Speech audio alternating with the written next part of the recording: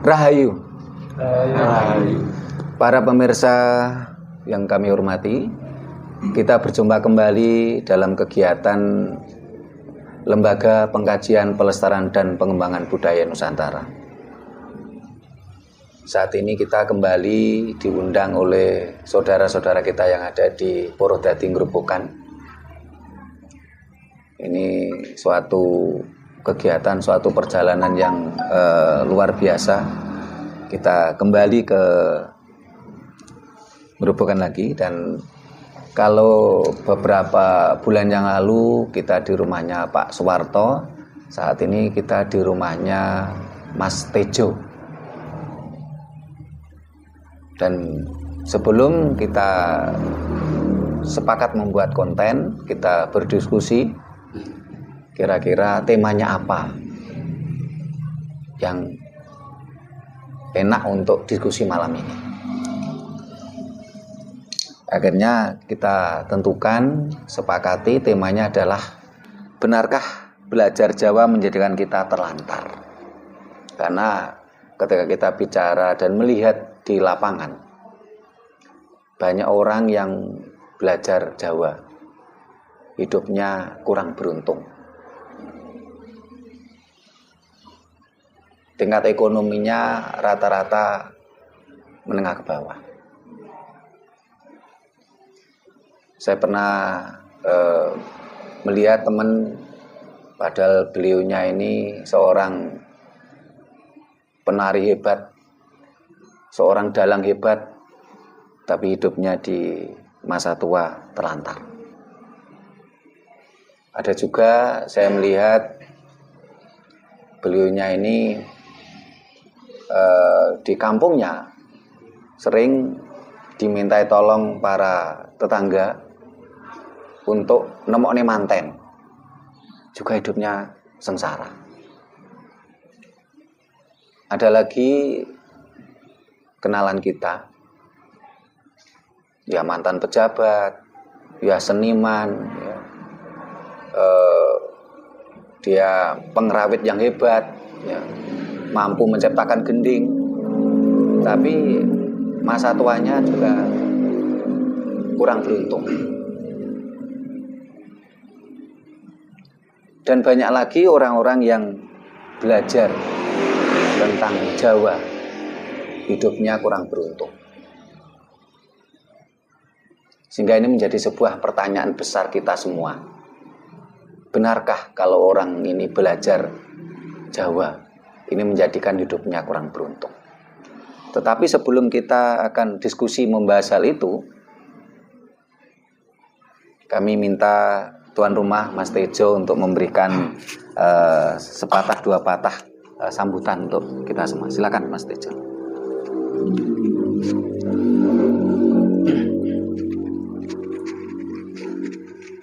Rahayu. Rahayu. Rahayu. Rahayu. Rahayu. Rahayu. Terima kasih Bapak-bapak dan juga saudara-saudaraku semuanya yang malam hari ini sudah bisa menyempatkan waktu untuk bertemu dalam keadaan yang sehat. Dan saya juga mengucapkan terima kasih kepada Bapak Sutrimo, ini selaku pimpinan Raket Prasojo, dan mungkin di antara panjenengan yang belum mengenal siapakah beliau, nanti mudah-mudahan sedikit Pak Trimo juga bisa memberikan perkenalan atau mengenalkan diri untuk panjenengan bapak-bapak yang baru kali ini bisa bertemu dengan Bapak Sutrimo. Dan saya sendiri juga mengucapkan terima kasih kepada saudara-saudara yang kali ini kebetulan ada yang dari Kudus, dari Solo. Terlebih dulu saya mengenalkan diri, nama saya Purbo Sutejo. Dan tentunya terima kasih atas waktu panjenengan bisa bertemu di malam yang sangat indah ya Pak ya. Nggih. Yang tentunya nanti kita akan membicarakan tema yang sudah kita pilih. Mudah-mudahan nanti juga bisa bermanfaat untuk kita belajar dan kita bisa memahami apa yang sudah menjadi pilihan kita tentang tema yang akan kita bicarakan, ataupun dari Bapak Sutrimo yang akan memberikan penjabarannya. Dan tentunya juga terima kasih buat saudara-saudaraku yang sudah bisa datang dari Sindu, Toro.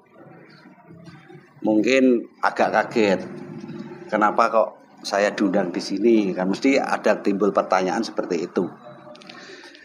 Rasa-rasanya saya ingin sekali mengajak saudara-saudara untuk ya sedikit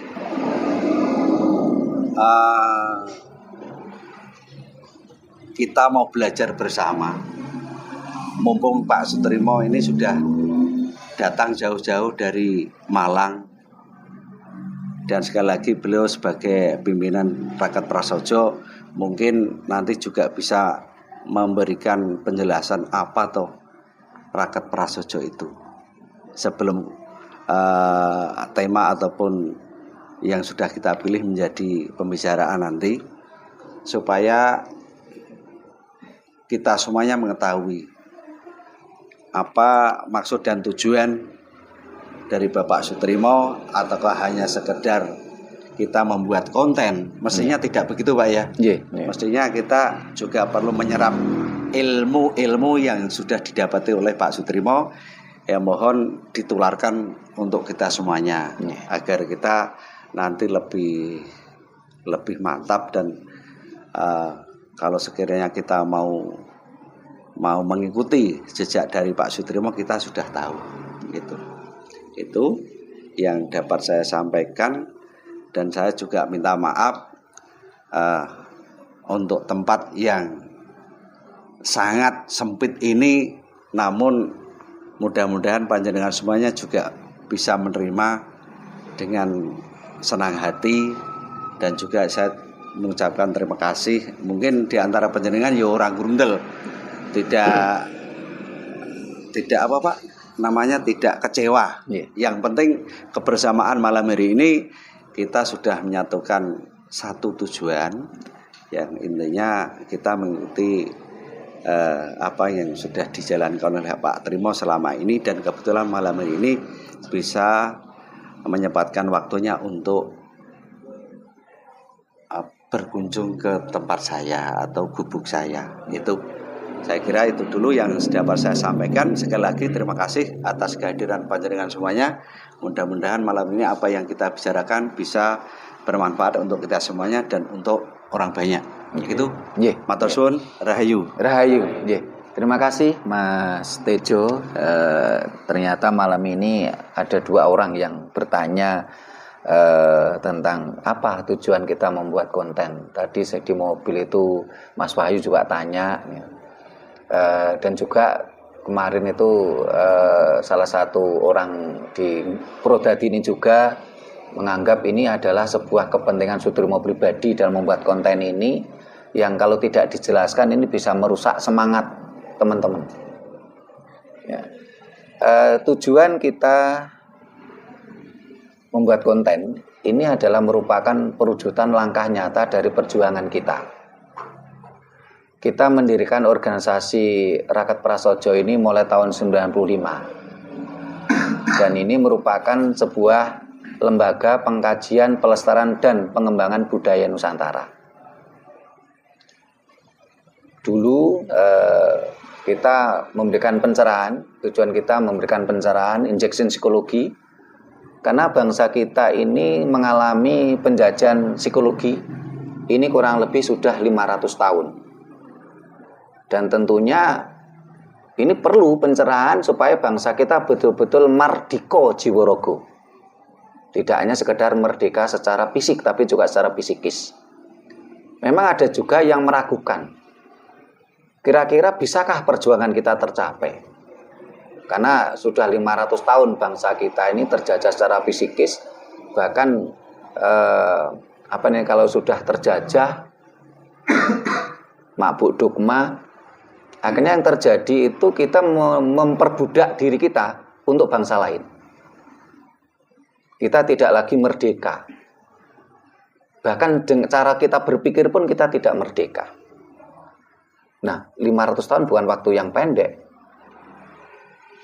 Kira-kira berapa generasi itu? Kalau rata-rata umur manusia cuma 70 tahun, kalau 500 tahun kan berarti udah hampir kurang lebih 10 generasi kita terjajah. Nah, kalau ada pertanyaan kira-kira bisa enggak perjuangan kita berhasil? Ya tentunya kita melihat sejarah dunia. Eropa itu terjajah dogma ini selama 800 tahun.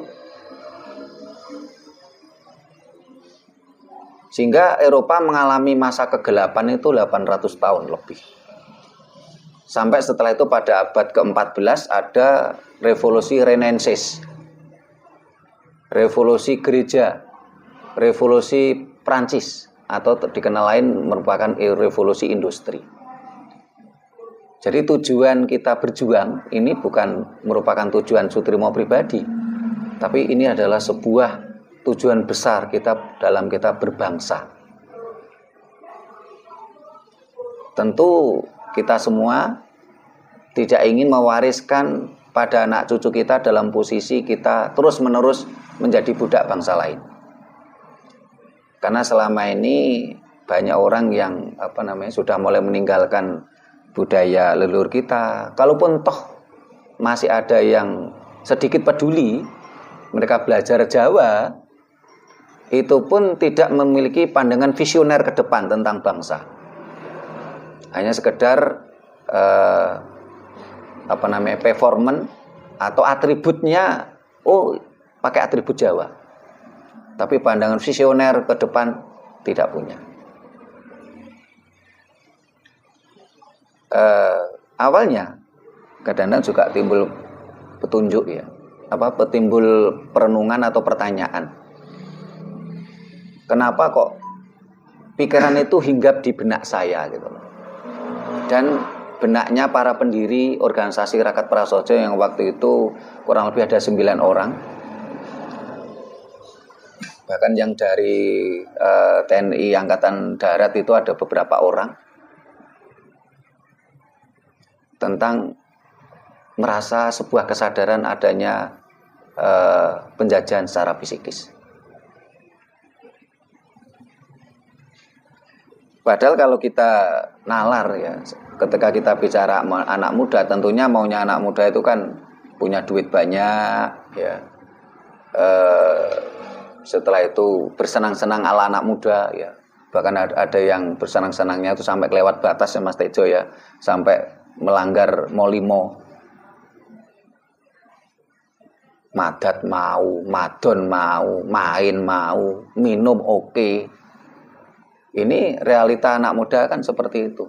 Tapi kenapa tahun 95 itu usia saya baru 22 tahun Mas Tejo.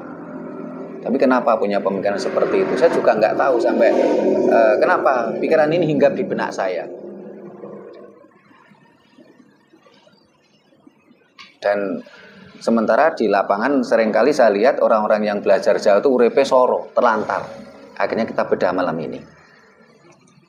Tapi ternyata saya bersyukur, kalau tadi orang Mas Tejo tanya, saya harus memperkenalkan diri, nama saya Sutrimo Reksobudoyo. Saya dapat SK dosen tapi juga nggak mau mengajar karena saya lebih mementingkan tentang perjuangan ini. Tetapi walaupun saya ketika ditanya tidak punya pekerjaan yang tetap, ternyata saya juga tidak terlantar. Saya bisa keliling Nusantara, dan Nusantara itu nggak cuma Indonesia. Anak saya juga semua sarjana S1, punya pekerjaan yang mapan. Sehingga ketika saya lihat di lapangan kok orang yang belajar Jawa hidupnya terlantar, nah ini harus kita kupas. Kenapa kok dia terlantar? Bahkan banyak kejadian lucu, mohon maaf, paranormal atau orang Jawa mengatakan dukun. Ini sering dimintai tolong orang. Tapi anehnya, lu sing dimintai tolong aja hidupnya sengsara. Kan ya lucu tuh. Ada orang minta tolong ke dukun, contoh ya, ke paranormal. Lu paranormal sendiri hidupnya sengsara. Oh my reot. Kemana-mana dia pakai sepeda motor pun kadang-kadang wis didol gak payu bar bahasane. Nah, ada apa? Ini harus kita kupas malam ini. Dan saya juga tidak dalam artian mau menyombongkan diri, enggak. Saya juga bukan orang kaya raya, tapi karena tadi Mas Tejo tanya, kita membuat konten itu kan tentunya tidak sekedar membuat konten. Terus Mas Wahyu juga tanya, kalau Mas Wahyu tadi mengatakan kalau bisa itu ya ibaratnya kita main bola itu ya harus bisa dapat duit dari bola gitu. Kalau kita membuat konten, kalau bisa juga dapat duit dari konten, kan begitu. Tapi tujuan besar kita bukan itu, bukan untuk cari duit. Tetapi konsep Jawa mengatakan, leluhur kita mengatakan, mbah-mbah kita mengatakan, le dhisikno sirahmu, wetengmu bakal kisenan. Golek jeneng bakal oleh jenang. Ning yen mbok dhisikne wetengmu sirahmu jungto. Ngaten nggih Pak nggih, sing sepuh-sepuh nggih. Nah, kebanyakan konsep saat ini banyak anak muda itu maunya golek jenang dhisik.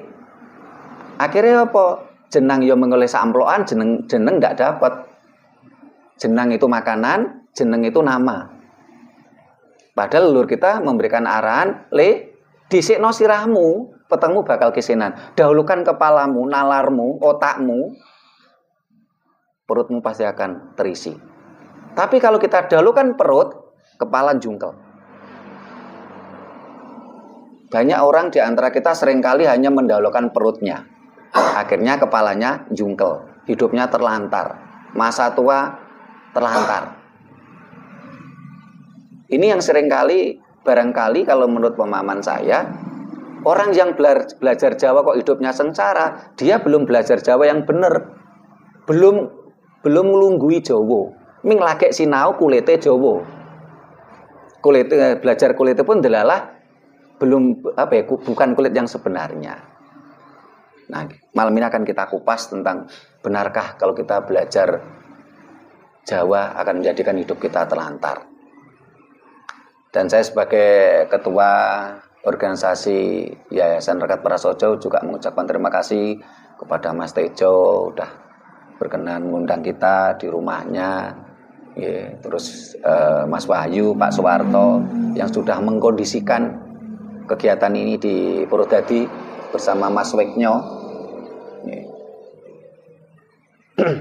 Walaupun Mas Weknyo ini sibuk sampai super berat, ini masih sempat menyempatkan ikut konten kita, menemui kita. Dan ini Mas Doni dari Solo jauh. Solo ke sini itu berapa jam Mas? 3 jam. Nah, ini Mas Joko Riono dari Kudus. Berapa jam Mas Heri? Dekat, 1,5 jam. 1,5 jam. Ini hal yang luar biasa. Dan kita bersyukur ternyata pergerakan kita banyak yang mendukung. Anggota kita tidak hanya di Jawa, bahkan Nusantara. Dan Nusantara tidak hanya Indonesia. Karena Kamboja, Thailand adalah Nusantara. Nah, ini saya ingin pendapatnya teman-teman ini. Tema kita, benarkah belajar Jawa menjadikan hidup kita terlantar atau hidup kita kurang beruntung? Ini barangkali nanti supaya bahasanya halus, tidak ditulis benarkah belajar Jawa menjadikan hidup kita terlantar, tapi kita bahas benarkah belajar Jawa menjadikan hidup kita kurang beruntung, biar nggak terlalu terkesan ekstrim gitu.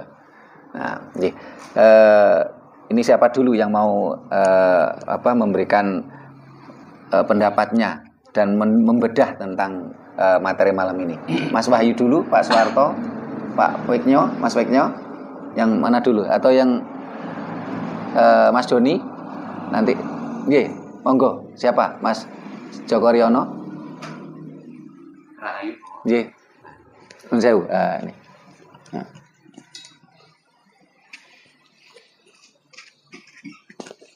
Berkaitan dengan tema pada malam hari ini, Ya.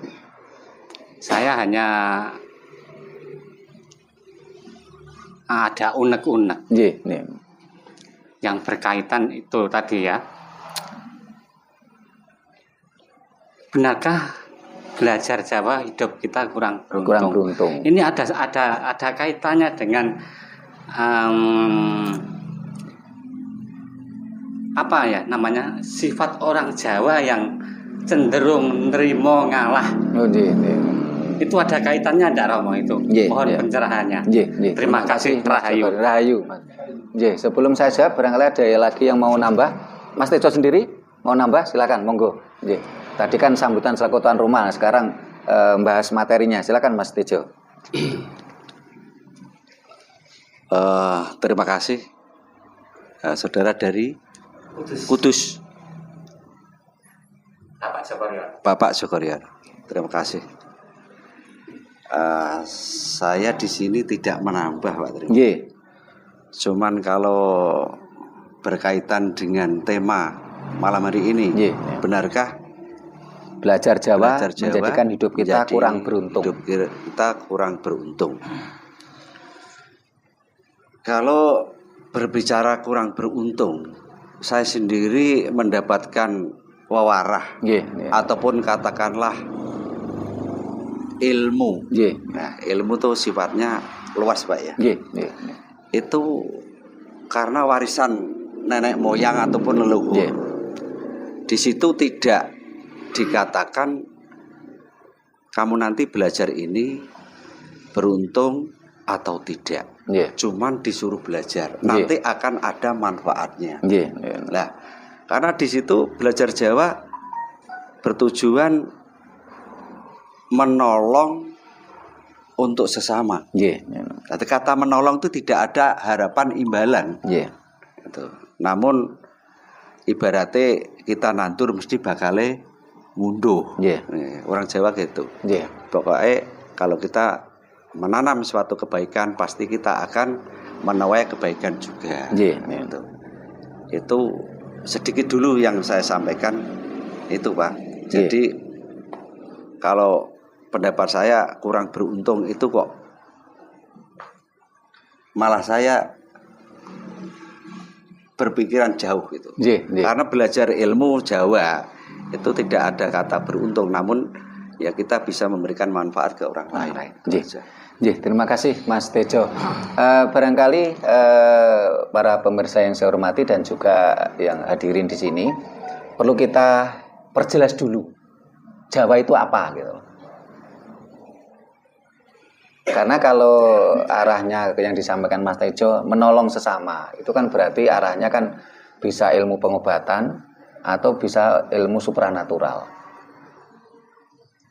Nah, jadi bagi para pemirsa yang ingin tahu lebih detail, tentunya harus menyimak video kita di channel Rakat Prasaja TV yang berjudul What is Java?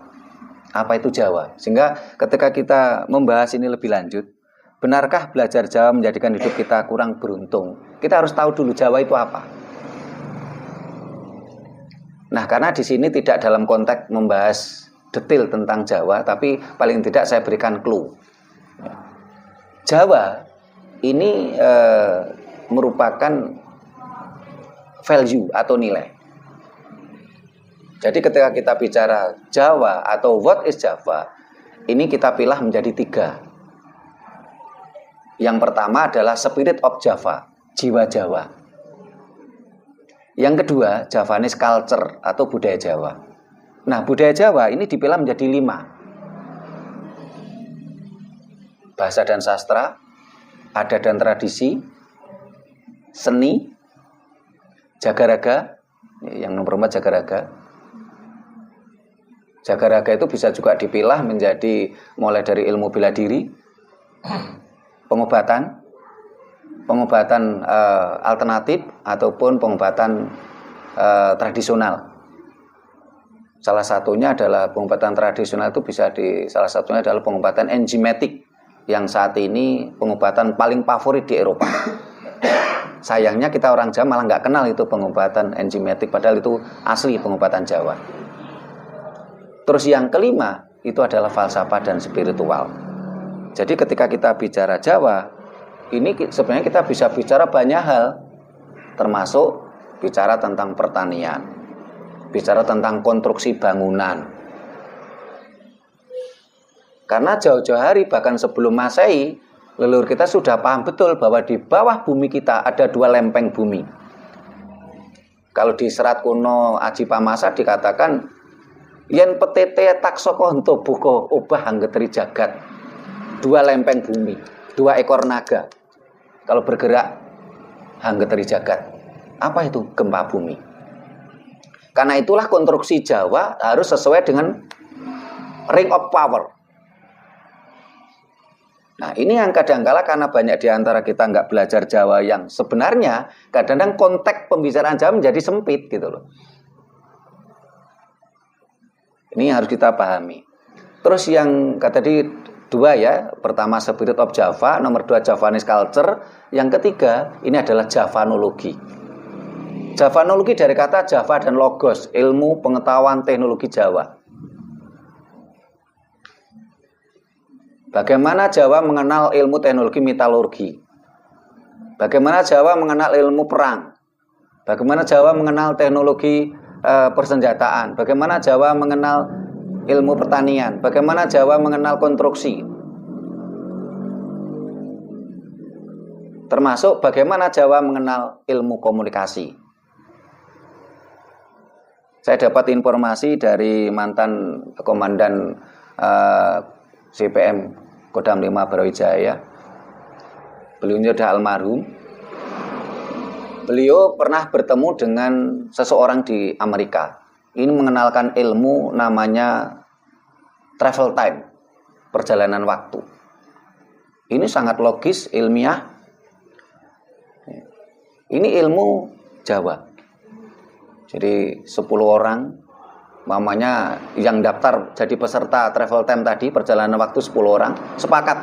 10 orang tadi ingin perjalanan waktu, mamanya ingin melihat kota London tahun 1800. Ya, 10 orang itu melihat dengan sama. Oh, kota London tahun 1800 itu seperti ini. 10 orang itu melihat yang sama. Perjalanan waktu.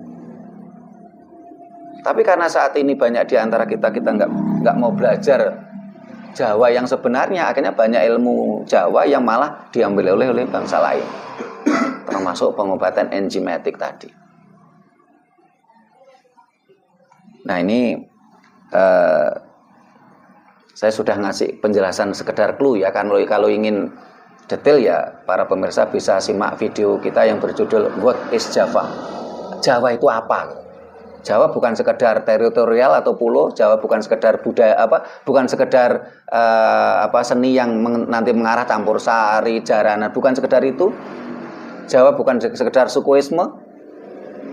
Jawa adalah sebuah value, sebuah nilai yang bersifat universal. Nah, ini saya ingin tanggapan dari sebelah kanan. Ini siapa dulu, Mas Wahyu, monggo. Yeah.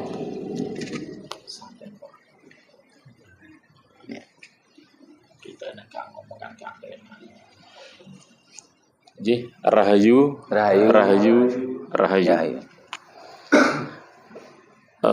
Saya Mas Wahyu mau menjawab tentang bab atau judul yang ada pada malam hari ini yang dibedah dalam Raket Prasojo.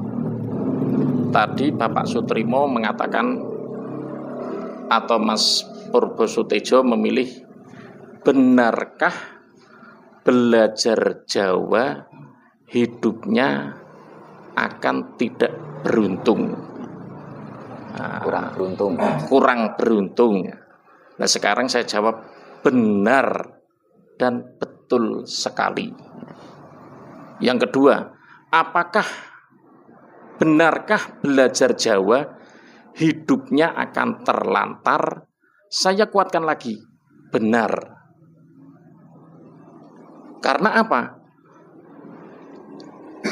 Menurut yang kita tuakan di Raket Prasojo, Bapak Sutrimo Rekso Budoyo pernah mengatakan, jangan sekali-kali percaya jarine lan kolak jari. Nah, untuk itu saya mengatakan, benarkah belajar Jawa hidupnya akan tidak beruntung? Saya jawab benar. Benarkah belajar Jawa hidupnya akan terlantar? Saya jawab benar. Dan itu bukan jarine kolak jari, karena saya mengalami sendiri. Karena apa? Menurut dari orang tua dulu, termasuk bapak saya sendiri, pernah mengajarkan jerbasuki mawa beyo. Yang namanya belajar pasti kurang beruntung, dan yang namanya belajar pasti akan terlantar, karena kita masih belajar. Nah, bagaimana supaya kita bisa beruntung dengan Jawa kita? Bagaimana kita supaya tidak terlantar dengan Jawa kita? Berarti kita harus menerapkan Jawanya, bukan belajarnya. Karena yang namanya belajar dimanapun pasti sengsara. Tidak ada orang pendidikan tentara itu hidupnya beruntung, pasti sengsara. Karena masih berproses, Mas. Karena masih proses. Ya. Karena masih belajar. Lah, konteks ini kan belajar. Benarkah belajar Jawa itu hidupnya terlantar? Benar. Karena kalau tidak terlantar itu bukan belajar. Tapi kalau kita tidak belajar Jawa, namanya tidak bisa menerapkan Jawanya. Adapun tadi Pak Kang Mas Purbo Sutejo mengatakan, saya sendiri mengalami istilah kata menolong, tapi ya kemungkinan misalnya tidak sesuai yang kita harapkan misalnya. Ya walaupun Pak Purbo Sutejo itu tidak mengharapkan apapun, itu karena menolong bukan belajar. Begitu juga tadi Pak Sutrimo mengatakan, ndek nom-nomane waktu mudanya dalang kondang, tapi di akhir tuanya hidupnya kurang beruntung. Ya karena apa? Dia cuma dalang tok itu. Tidak mencari kemuliaan dalam dalangnya. Tapi coba kalau kita kuat, Ki Mantep Sudarsono, Joko Edan, Seno, semua dalang hidupnya kaya raya di saat tuanya. Karena apa? Mereka menerapkan Jawanya, bukan belajarnya. Untuk itu kalau saya mengatakan yang namanya belajar pasti terlantar. Kalau kita tidak mau terlantar, berarti kita harus menerapkan Jawanya. Karena apa? Kalau kita mau menerapkan Jawa kita, budaya kita, pasti hidup kita mulia.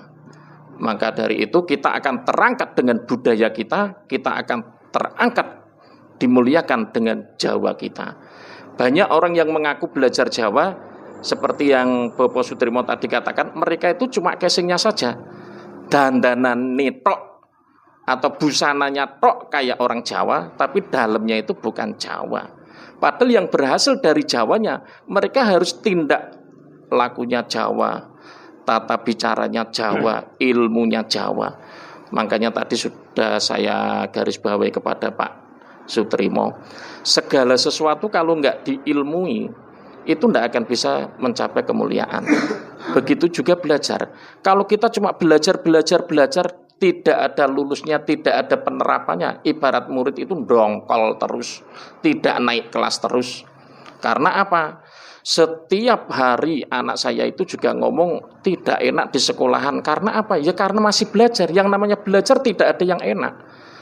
Nah, untuk itu kalau saya menegaskan, benarkah belajar Jawa itu tidak beruntung? Benar, itu ketika belajarnya. Ketika proses belajarnya. Tapi setelah diterapkan, kita akan terangkat dengan budaya Jawa kita. Ya, berarti ya Mas Wahyu, kalau mereka tadi hidupnya terlantar masa tua itu karena dia berproses belajar, betul, tapi tidak menjalankan kejawaannya. Bener. Jadi mereka itu cuma hobi. Iya, jadi bahasanya itu orang lunggui Jowo. Nah, jadi istilah kata mereka cuma hobi belajar-belajar. Kalau kita cuma belajar sampai tua pun kita itu tidak akan dikasih hasil karena masih belajar. Untuk itu saya selalu menerapkan, ada kalanya kita belajar, setelah kita belajar harus menerapkan pelajaran yang kita pelajari. Mas itu kalau dari saya seperti itu. Mungkin ada tambahan dari monggo Pak Parto, yang lain Mas Wiknyo, para pemirsa yang saya hormati, barangkali juga ditekankan ya bahwasanya bagaimana hidup yang Jawa itu hidup yang mulia. Mulia itu tidak hanya sekedar kaya. Barangkali kalau melihat seseorang kaya raya, apakah itu mulia? Belum tentu. Walaupun sederhana bisa juga mulia. Tetapi sederhana bukan berarti kekurangan. Kalau kekurangan kan namanya terlantar, tidak mulia gitu. Ya. Ada lagi yang mau ditambah, Mas Doni? Mau nambah? Monggo. Ini sebelum nanti saya jawab dari Mas Joko Riono dari Kudus tadi. Rahayu. Ya, dari pembicaraan tadi betul sebenarnya dengan Pak Wahyu bahwa belajar Jawa akan terlantar itu betul karena masih berproses. Lah itu yang saya alami juga seperti itu, warisan dari orang tua untuk belajar. Kowe kudu ngene. Saya juga belajar melaksanakan. Jadi diproses, ditempa dari orang tua saya, sehingga saya menjadi seperti ini. Juga ada peran dari lingkungan dan orang tua untuk bisa menerapkan Jawa. Nah itu terbukti apa? Pada saat proses untuk belajar melamar pekerjaan yang dimana orang mungkin tidak mungkin, tapi dengan Gusti mungkin. Nah itu saya harus menjalani manut apa yang diterapkan seperti budaya Jawa, dan itu pun baru sedikit yang sudah saya alami. Oh ya betul. Ini juga saya coba akan terapkan kepada anak-anak saya. Iki loh bapakmu yo ngene iki. Sehingga berproses, Pak. Betul, itu proses. Harus berproses, harus laku itu. Jadi tidak hanya jari. Itu aja. Terima kasih Mas Doni. Ada yang nambah yang sebelah kanan, bapak-bapak? Nah, para pemirsa yang saya hormati, tadi dari Mas Joko Riono Kudus ini bertanya, kenapa orang-orang yang belajar Jawa tadi kok hidupnya kurang beruntung? Apakah ada kaitannya dengan nrimo ing pandum? Sebenarnya ketika kita diskusi apapun atau kita berupaya apapun, kalau konsep nrimo ing pandum itu ditaruh di depan, ya tentunya kita menjadi pesimis. Kalau orang agamis, selalu meletakkan konsep semua kehendak Tuhan itu di depan, ya akhirnya menjadi orang yang tidak akan berhasil juga, tidak akan menjadi orang-orang yang pesimis. Kenapa? Karena konsep ini menjadikan kita terdogma, terindoktrinasi. Ya cukup segini, udahlah kita nrimo ing pandum, pemberian Tuhan. Ya beginilah sudah kehendak Tuhan. Nah, seharusnya konsep tadi tidak ditaruh di depan. Seharusnya yang ditaruh di depan yang mana? Yaitu tadi berproses. Kalau orang Jawa bilang, urip iku obah. Obah sing arah-arah. Ini tembang yang merupakan sandi perangnya Pangeran Sambernyowo atau Mangkunegoro I,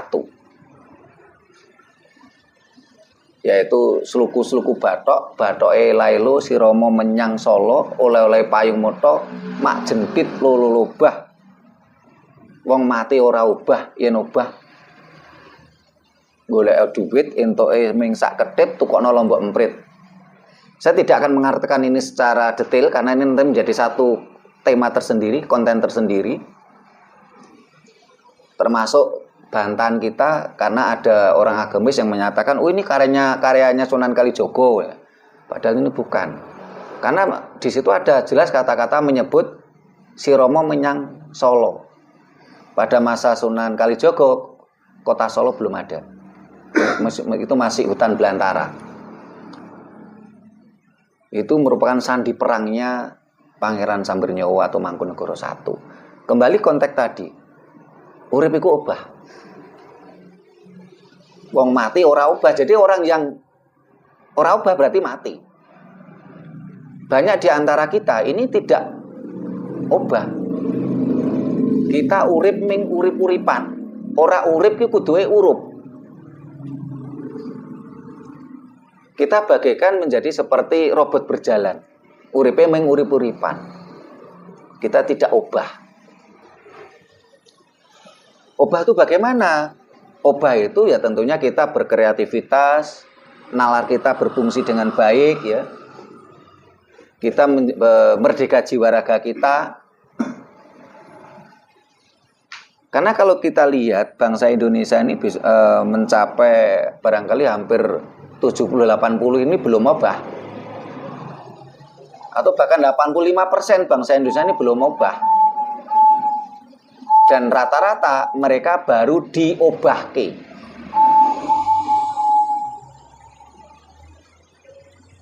Mamanya entah itu ya orang-orang yang menjadi pekerja ya, karyawan. Ini kan orang-orang yang belum obah tapi diobahke. Sehingga kalau konsep nrimo ing pandum atau semua kehendak Tuhan itu ditaruh di depan, tentunya kita tidak akan obah gitu loh.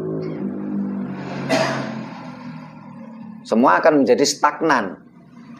Dan itulah yang terjadi setelah bangsa kita terpuruk, tercerai-berai menjadi kerajaan-kerajaan kecil yang berbackground agama. Kita tidak lagi mampu membuat peradaban karena pikiran kita tidak ubah. Kita stagnan. Kita banyak bertengkar bertikai di antara saudara sendiri. Dan kita bertikai itu pun diobahke oleh pihak lain. Kita menjadi boneka-boneka dari kepentingan-kepentingan lain. Karena itulah para pemirsa yang saya hormati, mudah-mudahan kita semua betul-betul urip iku obah. Bukan sekedar diobahke. Kalau saat ini 85% bangsa Indonesia ini belum obah tapi diobahke, mudah-mudahan tahun ke depan ya ada peningkatan. Kita semua menjadi bangsa yang obah, bukan diobahke. Sehingga kita mampu membuat peradaban. Seperti leluhur kita dulu yang mampu menjadi imperialisme dunia, penguasa dunia. Tetapi dengan konsep ekspansi tanpa invasi. Itu konsep Majapahit. Yang ditiru oleh kerajaan Inggris dengan konsep perskemakmuran. Sehingga kerajaan sebesar Australia pun ini tidak mau lepas dari konsep perskemakmuran Inggris. Padahal itu adalah konsep Majapahit. Kembali ke konteks tadi, tema kita, benarkah kalau kita belajar Jawa menjadikan hidup kita kurang beruntung? Ini ada tambahan lagi? Oh, silakan, Mas, monggo.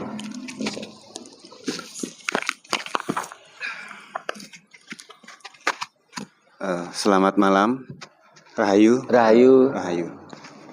Terima kasih untuk Bapak Sutrimo, kali Bapak Sutejo dan rekan-rekan saudara-saudara semua.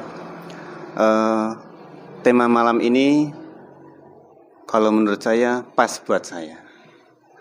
Karena saya kecil lahir di Jawa dan besar gede di Jakarta, di kota besar. Kita lahir di Ngawi, Pak. Tanah Ngawi. Jawa, Ya. Ngawi. Ngawi. Jakarta itu juga Jawa loh, Mas, kalau bicara teritorial. Ya. Dan besar gede di Jakarta. Jadi bahasa Jawa dan istiadat Jawa saya kurang begitu paham. Dan sudah 4 tahun ini saya sudah domisili di Jawa Tengah, khususnya di Grobogan, Kabupaten Grobogan. Dari perjalanan Jakarta ke Jawa, niat hati saya itu ingin belajar Jawa. Mulai mengenal Toto Kromo, bahasa dan adat istiadatnya. Jadi tema malam ini pas buat saya pribadi. Untuk mohon maaf untuk bertanya mungkin kepada Bapak Sutrimo dan saudara-saudara mungkin bisa menjawab. Untuk menjadikan proses saya menjadi orang Jawa, untuk mencapai step tertentu, apa langkah yang harus saya lakukan? Bukan hal materi, tetapi penerapan keseharian saya untuk mencapai titik yang dikiranya aman. Dalam artian aman itu jare wong urip ki golek kenyamanan lan kamulyan. Ya, itu aja mungkin. Terima kasih Mas Muji nggih. Terima kasih Mas Muji. Ada yang lain? Monggo Mas Wiknyo. Daripada kalau di WA tanya kerepotan, sekarang tanya langsung. Silakan. Jadi bicara di sini tidak harus memberikan tambahan seperti Mas Wahyu, tapi juga bisa konteksnya bertanya seperti Mas Joko Riono tadi. Silakan Mas Wiknyo.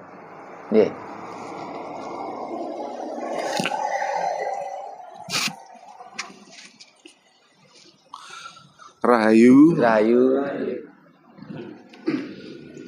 Matur nuwun sanget atas wekdalipun. Selamat malam kagem Bapak Sutrimo, kagem Bapak Sutejo selaku tuan rumah. Saya ingin bertanya mengenai tema pada malam hari ini tentang benarkah belajar Jawa membuat hidup kita terlantar. Ada satu hal yang menjadi ganjalan di hati saya tentang tema tersebut. Saya ingin bertanya tentang hal apa itu. Selama ini saya mempelajari istilah budaya Jawa itu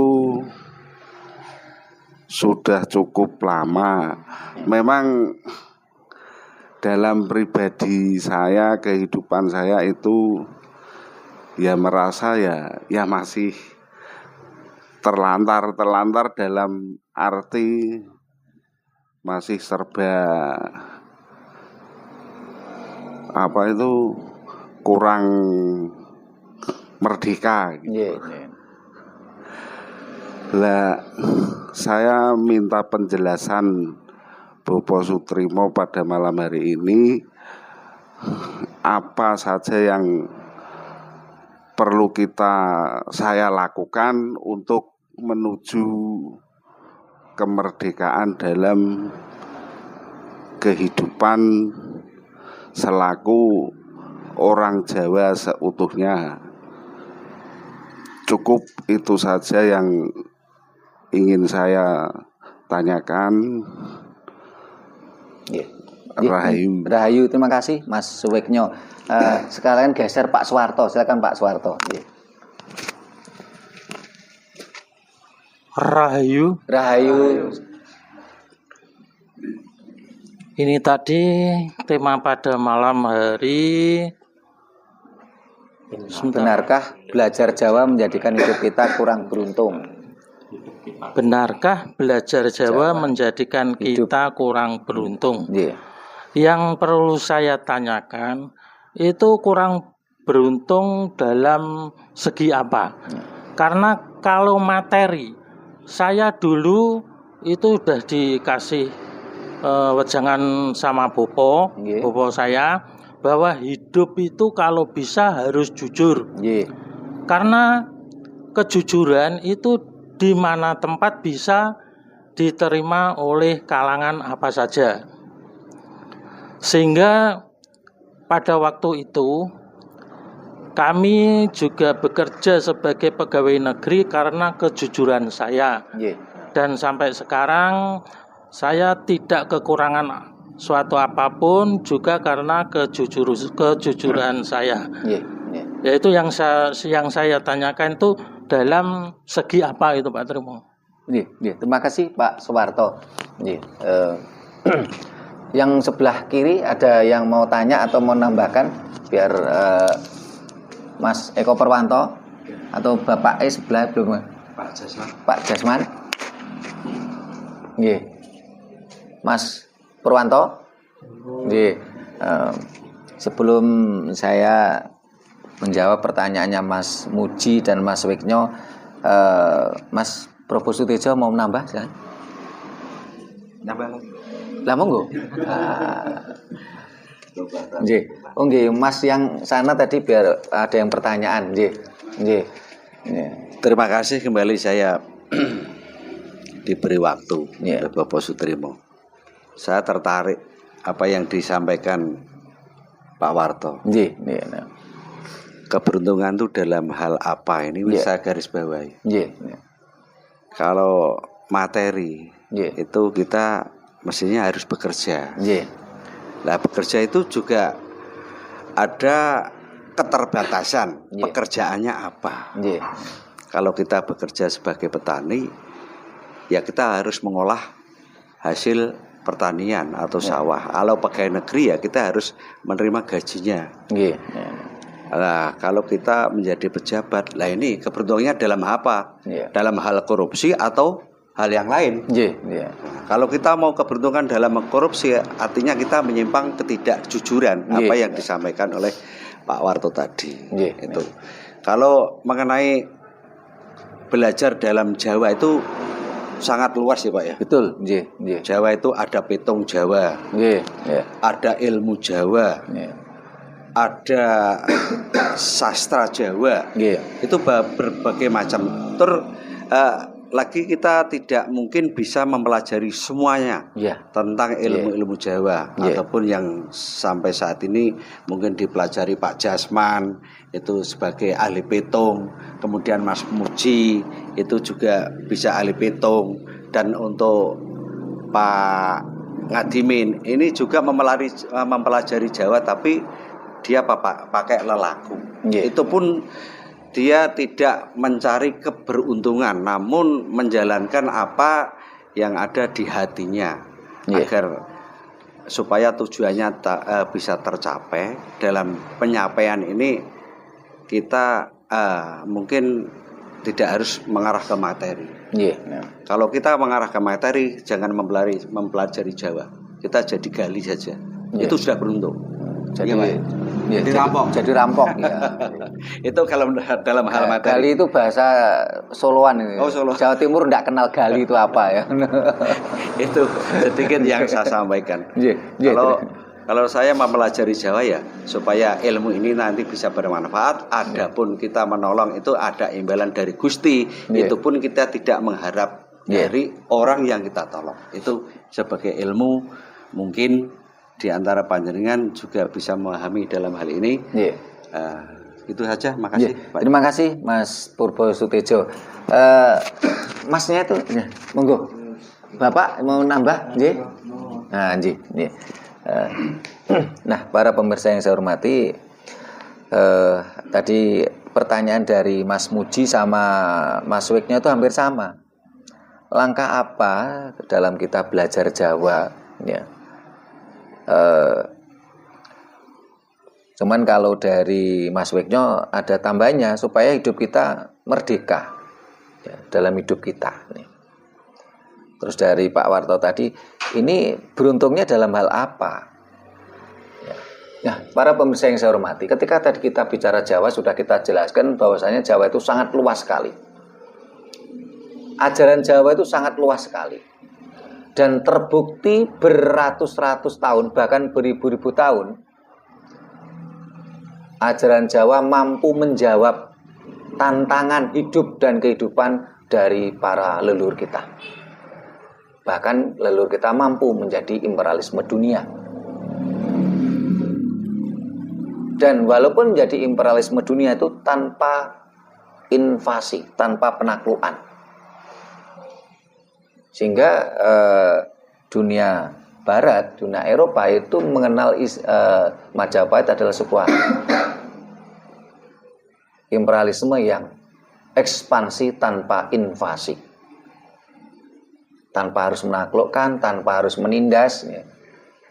Dan akhirnya dipraktekkan oleh Inggris dengan persemakmuran. Dan Jawa mampu menjawab apapun permasalahan hidup dan kehidupan leluhur kita. Ketika ajaran Dayoh yang saat ini dipuja-puja bangsa kita, ini tidak komprehensif, karena hanya bicara tentang ilmu pasca kematian. Tetapi di dalam ajaran tersebut tidak ada ajaran bagaimana caranya bekerja, bagaimana caranya menanam padi, bagaimana caranya membuat tempe. Kenapa kok dulu leluhur kita ini kalau membuat tempe itu pakai godong ploso? Ajaran Jawa mengajarkan itu semua. Bagaimana cara menanam padi supaya hasilnya banyak.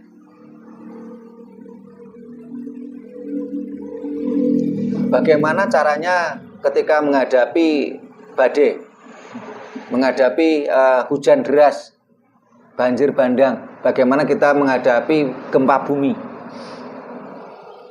Kalau seandainya ajaran Jawa itu tidak mampu menjawab tantangan hidup dan kehidupan, tentunya leluhur kita sudah punah. Karena adanya berbagai ancaman.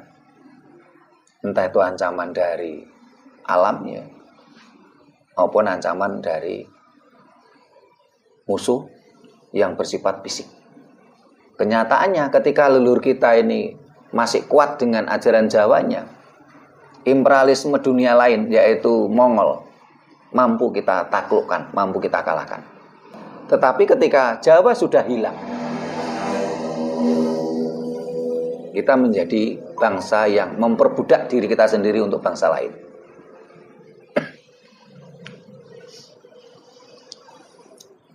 Karena itu ajaran Jawa sangat komprehensif sekali. Bahkan tadi berkali-kali saya sebut, ilmu pengobatan kita. Kalau pada zaman dulu itu barangkali yang hadir ya Mas Tejo, Mas Wahyu, Pak Warto masih ingat ya pada masa kecil kita. Kalau ada orang sakit itu kan umpamanya diceprot ke godong kates. Nah, pengobatan leluhur kita ini diserang habis-habisan oleh Big Pharma. Yang katanya itu tidak relevan, yang katanya itu malah membuat tambah sakit ya. Akhirnya bangsa kita pelan-pelan meninggalkan pengobatan Jawa. Padahal ketika tadi godong kates diceprot ya, ini dalam istilah ilmiahnya ini adalah pengobatan enzimatik. Jadi di dalam tubuh manusia, tubuh hewan, tubuh tumbuhan, ini ada enzim biomolekul. Enzim itu zat hidup. Nah, ketika kita sakit, ya, tentunya ada enzim dalam tubuh kita yang kurang.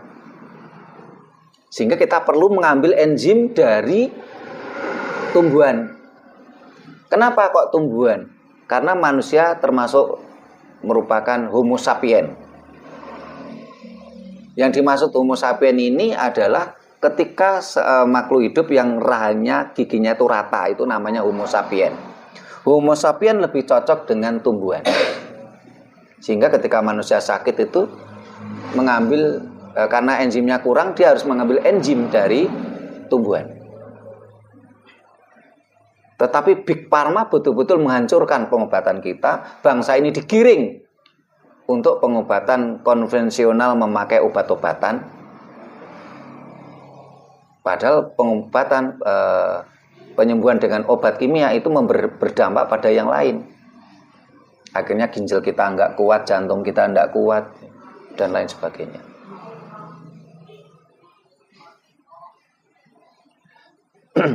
Sehingga nampaknya kita harus memberikan pencerahan pada diri kita, pada sanak saudara kita. Ayo kita kembali belajar Jawa. Tentu hidup kita tidak akan sengsara, hidup kita pasti mulia. Tentunya kalau tadi Mas Wahyu mengatakan, kalau waktu belajar ya memang harus berproses. Ngilmu iku kelakon kan dilaku ya, kita jangan takut berproses. Tetapi setelah kita benar-benar nglunggui Jawa dan proses itu sudah kita lakukan, tentu hidup kita akan mulia. Mulia ini lebih dari beruntung, sehingga yang ditanyakan kembali ke Pak Parto tadi, beruntung dalam hal apa?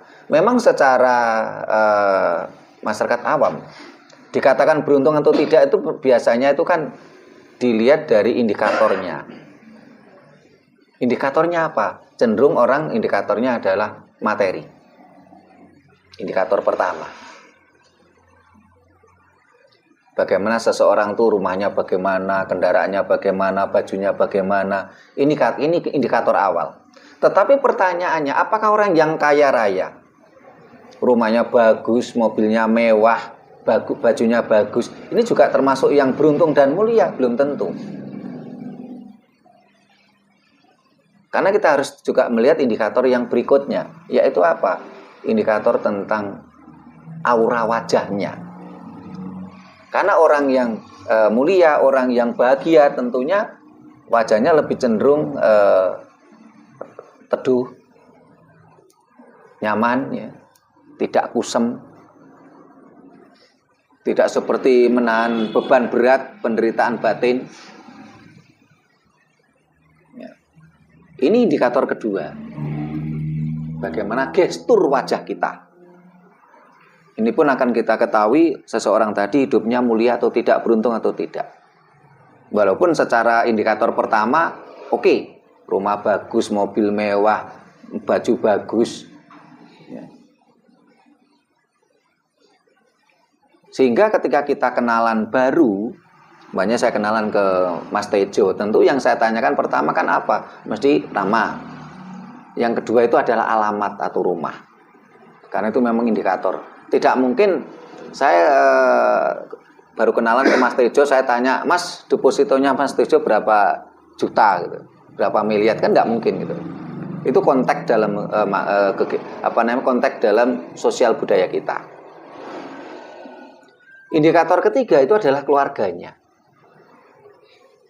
Karena kalau kita kenalan seseorang di publik, tentunya kan nggak etis juga mau tanya, Mas Tejo istrinya berapa, kan nggak etis. Atau saya tanya, Mas Tejo istrinya cantik atau jelek ya? Tentunya juga tidak gitu. Pasti tanya pertama nama, terus alamat. Terus setelah tanya tadi kan kita amati gestur wajahnya Mas Tejo itu gimana. Oh, ini orangnya teduh atau enggak ya. Ini wajahnya terasa tenang ataukah berangasan, pemarah. Nah, itu gestur wajah. Baru setelah kenalan lama akhirnya kan kita anjang sana seperti hari ini. Nah, ketika anjang sana tentunya kan kita disambut Mas Tejo, terus disambut istrinya, anaknya. Biasanya kalau orang Jawa kan begitu. Dikenalkan, Pak atau Mas, ini istri saya, ini anak saya. Terus anaknya disuruh, salim ke tamu kan. Nah, dari situ pun kita akan menjadi tahu seseorang tadi mulia atau tidak. Karena orang yang mulia, orang yang beruntung tentunya rumah tangganya juga damai. Jadi umpamanya sebagai contoh ini Mas Eko Purwanto. Ini ya belum beruntung karena istri aja belum punya. Ini para pemirsa nih, kalau ini sambil tawa ini Mas Eko Purwanto belum punya istri. Perlu disuwun. Belum disuwun. Jadi baru setelah itu adalah indikator yang keempat, itu bagaimana karakteristik kesehariannya. Karena orang yang mulia tentunya membawa dampak energi positif. Kita ngobrol itu terasa nyaman ya, terasa senang. Tidak mungkin orang yang mulia itu kalau kita ngobrol dengan seseorang tidak merasa nyaman, tidak merasa damai ya, tentunya kan ya ada sesuatu something wrong di situ gitu loh. Ya. Jadi beruntung tidak harus dalam hal materi.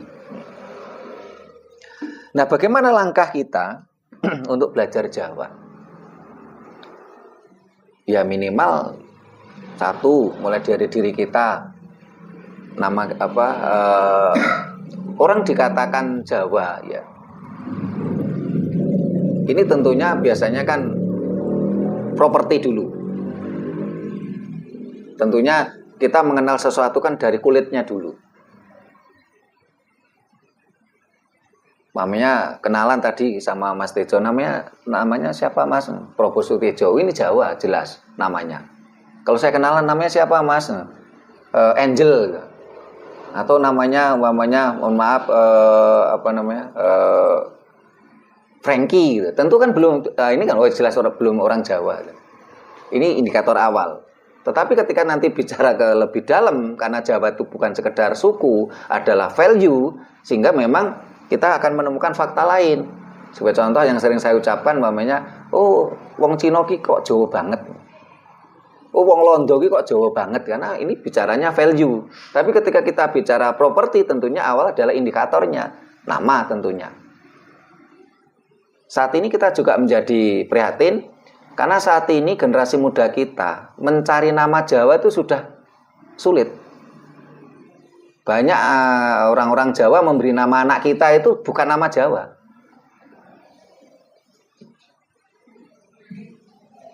Memberi nama usahanya tidak lagi dipakai nama Jawa. Bahkan saudara kita orang Chinese, orang Tionghoa itu kalau memberi nama usahanya itu malah nama Jawa. Ya kita yang orang keturunan suku Jawa malah nggak Jawa. Memberi nama kadang-kadang kita ambil dari bangsa lain. Kita sudah ada ketergantungan di situ.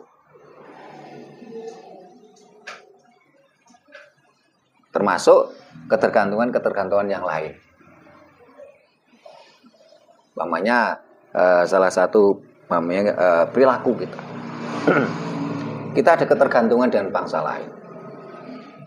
Kemarin ada yang tanya juga, loh, puasa dan siam itu kan sama, itu hanya bahasa. Padahal sudah kita jelaskan.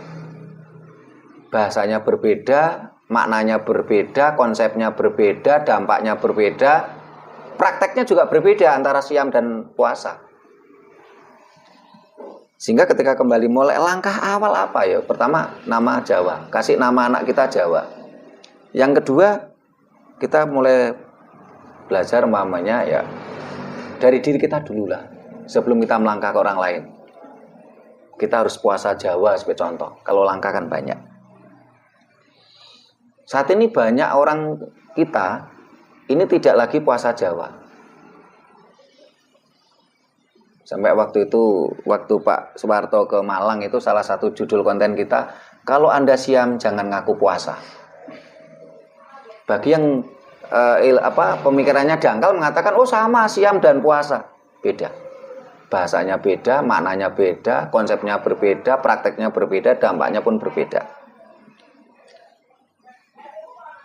Sehingga kalau Mas Muji tadi ingin belajar Jawa, ya salah satunya nanti buka konten kita, cari itu tentang puasa Jawa, sesi 1 dan sesi 2, dan juga konten yang berjudul kalau Anda siam jangan ngaku puasa.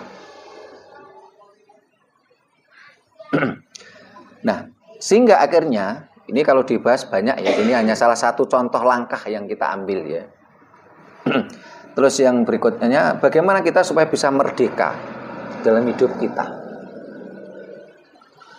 Apa sih yang dimaksud dengan merdeka? Merdeka itu dalam konteks ya kita tidak dalam cengkeraman pihak lain. Entah itu cengkeraman fisik maupun cengkeraman psikis.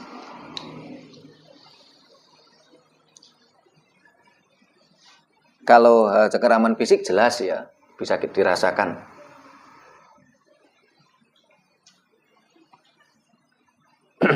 Kalau seseorang dalam cengkeraman fisik ya jelas tidak merdeka. Tapi yang saat ini yang banyak yang terjadi adalah kita dalam cengkeraman psikis. Jiwa kita dalam cengkeraman. pihak lain. Kita seperti melakukan sesuatu itu ketakutan. Ya. Kita melakukan sesuatu itu karena arahan dan suruhan dari pihak lain. Tentu ini tidak lagi merdeka. Ya paling tidak tadi Mas Weknyo kalau ingin merdeka satu, Mas Weknyo tidak dalam cengkeraman pihak lain. Mas Weknyo kerja sendiri ya? Ikut PO. Ikut perusahaan ya, ikut agen ya. Ya, ini dalam cengkeraman atau tidak, ataukah hanya sekedar kerjasama? Mitra. Nah, kalau mitra kerja bisa jadi merdeka. Sebagai contoh begini, ketika saya punya usaha distributor alat tulis, saya punya rekan kerja. Ini memang beda etnis dengan saya. Waktu itu dia mengatakan kepada orang lain, ini anak buahku. Saya waktu itu protes. Loh, saya bukan anak buah Anda. Kita kerjasama. Saya memang ambil barang dari Anda, tapi kan saya bukan anak buah Anda. Saya ambil barang dan saya bayar. Ini adalah sebuah kerjasama dalam sebuah bisnis. Kalau Anda mengatakan saya anak buah Anda mau berani bayar saya berapa? Disitulah kita seringkali harus mampu belajar merdeka dari cengkeraman orang lain. Kita bekerja ini dalam cengkeraman ataukah merupakan mitra kerjasama tadi. Setelah itu Mas Weknyo kalau melakukan sesuatu, entah itu bekerja, entah itu bersembahyang atau berspiritual itu, ada enggak rasa ketakutan pada sesuatu? Kalau enggak melakukan ini nanti dosa. Saya harus melakukan ini supaya dapat reward. Ini pun dalam cengkeraman juga secara psikis. Sehingga seharusnya bagaimana kita melakukan sesuatu itu betul-betul merdeka. Jadi tidak dalam cengkeraman pihak lain secara psikis. Kalau kita melakukan sesuatu itu karena kalau saya melakukan ini saya dapat reward. Berarti kan ada kemelekatan. Ada cengkeraman. Saya kalau melakukan ini nanti dapat sanksi, ketakutan. Nah, ini yang harus kita belajar, terutama tadi yang tanya dalam Mas Weknyo bagaimana merdeka jiwa raga. Tidak dalam cengkeraman fisik maupun psikis. Kita belajar untuk tidak pada kemelekatan. Tentunya ini akan menanggalkan aku, menanggalkan keakuan. Karena seringkali yang mencengkeram kita ini adalah selain pihak ketiga juga pihak internal kita, yaitu aku pada diri kita masing-masing. Ya. Nah, para pemirsa yang saya hormati, ini bahasan-bahasan yang sudah kita sampaikan. Nah, sebelum kita tutup, ada lagi yang mau tanya atau mau nambah? Mas Doni, Mas Joko Riono, sampun. Ya. Nah, para pemirsa yang saya hormati, mudah-mudahan apa yang kita sampaikan malam ini. Oh ya, Mas Wahyu ada mau tambah? Sebelum saya tutup.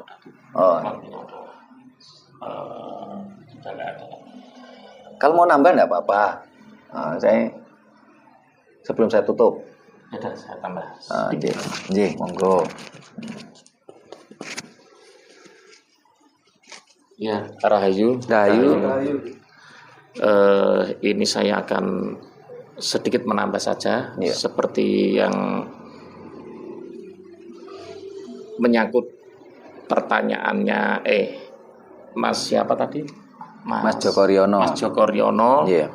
Mas Muji sama Mas Weknyo. Sebenarnya itu simpel kalau orang belajar Jawa. Jadi cuma yang salah kaprah kadang-kadang itu orang merasa belajar tapi tidak ada yang mengarahkan atau yang membimbing. Kalau kita belajar tanpa ada yang mengarahkan atau yang membimbing, bagaimana kita akan merdeka. Lah begitu juga tadi Mas siapa tadi? Mas Muji. Mas Suci. Mas Mugi. Itu Mas Muji tadi pertanyaannya apa Pak Sutrimo? Langkah ketika belajar Jawa. Nah, langkah apa ketika belajar Jawa? Itu juga simpel sebenarnya. Buang rasa nrimo ing pandum. Karena bahasa nrimo ing pandum itu kelihatannya rendah hati, tapi sebenarnya itu ya sedikit menghalang untuk maju. Ya, menghalang untuk maju atau didogma itu. Karena apa? Yang namanya nrimo ing pandum itu kan menerima pemberian Tuhan. Tapi kita tidak sadar, kita kan belum diberi. Kenapa kita harus menerima? Kita nrimo ing pandum. Lah yang diterima itu apa? Sedangkan Tuhan itu belum memberi kita. Jadi kalau kita belajar Jawa pakai pedoman nrimo ing pandum, itu jelas akhirnya ya untuk merdeka susah. Yang pertama, yang kedua, kita belum bisa membedakan apa makna nrimo ing pandum. Karena itu cuma dalam bahasa saja. Tapi nrimo ing pandum yang sebenarnya itu yang bagaimana, itu harus kita pelajari lagi. Begitu juga dengan Bapak Soeharto tadi mengatakan keberuntungan apa. Jadi kalau saya pribadi mengatakan yang dimaksud orang beruntung itu bukan dalam segi materi, kemuliaan dan lain-lain. Tetapi yang dimaksud orang beruntung itu mendapatkan sesuatu sesuai dengan porsi kita. Seandainya pada saat itu saya baru seneng yang namanya pusaka, dikasih materi saya nggak mau. Untuk itu saya punya materi, saya tukar dengan pusaka. Nah, orang yang beruntung itu orang yang bagaimana? Orang yang beruntung itu orang yang sesuai dengan porsi kita. Apa yang kita butuhkan ada. Itulah orang yang beruntung. Ketika kita butuh materi, kita punya materi. Tapi kalau ketika kita butuh kucing dikasih materi, ya enggak bisa. Kemarin Pak Soeharto ketika di makom itu Mbah Ki Ageng siapa? Ki Ageng Katong itu menyempatkan diri untuk beli makanan kucing. Nah, dia merasa beruntung. Beruntungnya apa? Punya kucing itu tadi. Makanya yang dimaksud beruntung itu mendapatkan segala sesuatu sesuai dengan porsi kita. Cukup di situ Bapak Sutrimo, kalau mau diteruskan ya monggo. Karena saya cuma mau menjawab saja, karena tidak membahas Jawanya. Kalau kita bahas Jawanya 1 minggu ini tidak kelar ini. Terima kasih Mas Wahyu. Nah, para pemirsa yang saya hormati, bahasan kita malam ini mudah-mudahan sudah mampu memberikan ibaratnya itu adalah seteguk air dalam kedahagaan kita. Karena kenapa fakta di lapangan banyak sekali orang-orang yang belajar Jawa hidupnya kurang beruntung. Dalam hal indikator pertama yang jelas orang menilai adalah materi. Baru setelah itu melihat yang lain kok hidupnya kurang beruntung, apa? Karena hidupnya sengsara. Ada materi, tapi hidupnya terkatung-katung jauh dari anaknya. Karena sesuatu hal anaknya menjadi tidak tidak empati dan simpati pada dirinya. Atau dia mengalami ketidakbahagiaan dalam rumah tangganya. Ini tentunya yang dimaksud dengan kurang beruntung. Ataukah ada walatnya, ketika belajar Jawa akhirnya hidupnya kurang beruntung. Ya, barangkali yang dalam bahasan kita tadi termasuk yang disampaikan Mas Wahyu, Mas Taijo tadi, seringkali orang belajar Jawa tapi tidak mau nglunggui Jawa atau mengamalkan Jawa tadi. Jawa hanya sekedar kandek ing tutuk, hanya berhenti di mulut kita, bukan pada perilaku kita. Mulut kita bicara tentang hal yang berbau Jawa, ya, tetapi perilaku kita belum Jawa. Ini yang menjadikan kita kurang beruntung. Sehingga kita harus betul-betul belajar Jawa dan menjalankan atau berperilaku Jawa. Kalau tadi sedikit saya cuplik tentang lagu Suku-Suku Batok, ada konteks bahasa mengatakan wong mati ora obah, yen obah golek duit, entuke ming sak ketip tukokno lombok emprit. Ini adalah sebuah filosofi yang dalam. Satu, kita kalau bisa ya inginnya dapat banyak yang berkualitas. Tapi kalau kita tidak dapat banyak, sanajan ming sak ketip, ini juga menguatkan bahwasanya lagu ini bukan ciptaan Sunan Kalijogo, karena pada masa Sunan Kalijogo kata sak ketip juga belum ada. Selain kata Solo juga belum ada. Sak ketip ini adalah uang ini kalau nggak salah pada masa kolonial Belanda baru muncul ini kata sak ketip. Sanajan cuman dapat uang sedikit ya, dapat hasil sedikit dalam kerja kita, hidup kita tadi. Untuk emang sak ketip tukokno lombok emprit, belikan lombok emprit itu lomboknya kecil ya, cabe lombok itu cabe emprit, cabenya kecil, tapi cabe emprit ini memiliki kualitas yang sangat hebat, pedas ya. Lombok emprit ini karakternya adalah pedas, ada gurihnya, ada manisnya. Dan lombok emprit memiliki kualitas apa? Ketika perut kita sudah tidak mau, mulut kita akan terasa panas. Berbeda dengan lombok yang saat ini beredar di masyarakat, itu merupakan lombok rekayasa, warnanya hijau. Ini ketika kita makan lombok tadi, makanya kita sambil makan lalapan tahu ya. Lombok ini tidak mengeluarkan indikator. Tahu-tahu besok mencret kita. Ini barangkali yang nggak pernah disadari oleh masyarakat kita. Jadi kalau lombok emprit kita makan, ini ketika perut kita sudah tidak mau menerima, ini mulut kita terasa panas, kita akan berhenti. Tapi kalau lombok yang hijau yang sekarang untuk lalapan itu, ini nggak ada indikatornya dan rasanya cuman istilahnya pedas, tidak ada rasa gurihnya, tidak ada rasa manisnya, berbeda dengan lombok emprit. Tidak ada indikator perut kita masih nerima atau tidak, tahu-tahu besok mencret. Dan sekaligus orang Jawa mengatakan semua tergantung sing ngecat lombok. Ini juga konsep ketuhanan Jawa, sing ngecat lombok. Siapa yang ngecat lombok? Itu tentunya Tuhan.